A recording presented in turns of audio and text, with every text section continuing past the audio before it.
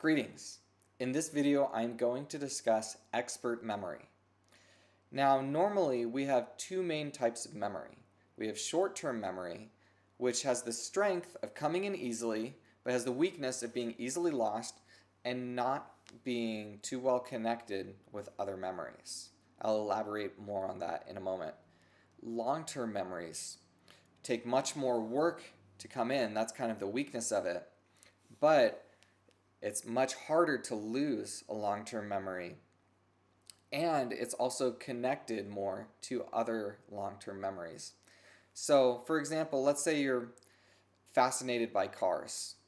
Well, if you have a bunch of information about cars in your brain and you take in a new piece of information into your short-term memory, you keep it for a little bit, but then you lose it. Well, let's say you really study this new piece of information. Well, in the background, your brain starts to connect it to all sorts of different pieces of information about these other cars you know about in your brain. So the information becomes interwoven, which also, I imagine, helps it to be better retained because it's all connected. But we're kind of stuck with these two types of memory. We've got short-term memory and long-term memory with their different strengths and weaknesses. Well, researchers discovered while studying chess players that they could rapidly take in a long-term memory just like it was a short-term memory.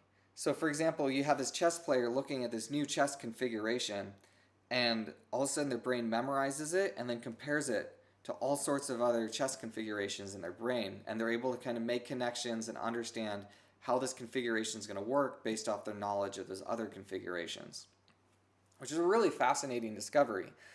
And as they did more research, it was just discovered that this is true of expertise in general. If you're an expert at something, you develop a special type of memory that was dubbed expert memory. And this memory has the strengths of both short-term and long-term memory.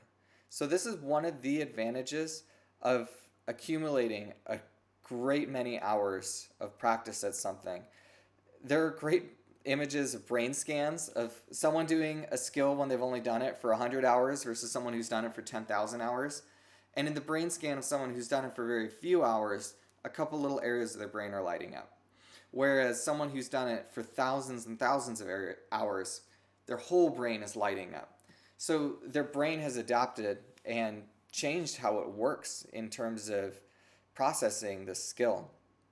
So this is something to look forward to. If you struggle with your memory, you're discouraged by how hard it is to memorize music, take heart, persevere, keep investing, because you will develop a special type of memory called expert memory that will rapidly come in. I've seen it. During a masterclass with Jorge Caballero, I saw him go over a couple of pieces of music with a student, and they discuss the pieces and they're looking at them, and then they talk, and then there was about half an hour of question and answer, and someone asked him about his ability to memorize music, and he says, well, I look at music like a composer would look at it, and so I break it down. So this first piece of music that we looked at, and he no longer has the score in front of him, has this melody over the top, and it had this texture under it with this harmony, and then this harmony, and then this harmony. That's how a composer would look at it. And he plays through the entire piece of music. And then the next one. And then the next one. He played through 3 pieces of music that he hadn't seen for like 40 minutes. All from memory. Because part of it was reinforced by his understanding the music and him having strong analytical skills. But part of it is that he was on such an expert level that his brain is able to form these long-term memories rapidly. So I encourage you just to persevere and keep working toward that. It'll come. It takes time. But eventually you'll be able to soak in new material very quickly. It just takes developing your brain and being patient with the process. Good luck and God bless.